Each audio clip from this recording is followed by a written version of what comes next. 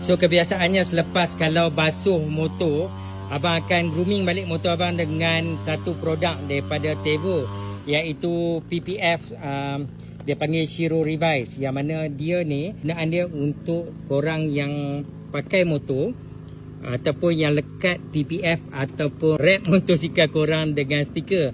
So kalau motor korang tak ada stiker, ada cat pun memang terbaik. Tapi kalau ada cat ataupun PPF, kena guna produk ni sebab dia punya result guys memang mantap gila.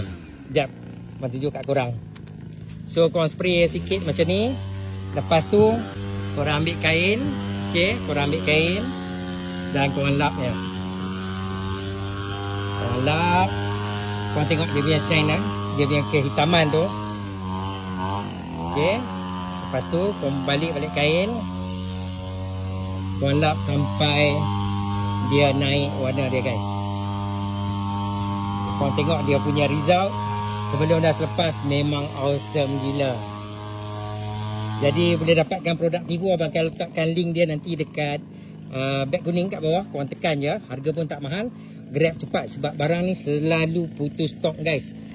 Dia dia masuk je stok, kejap ya korang tengok memang stok dia akan sold out.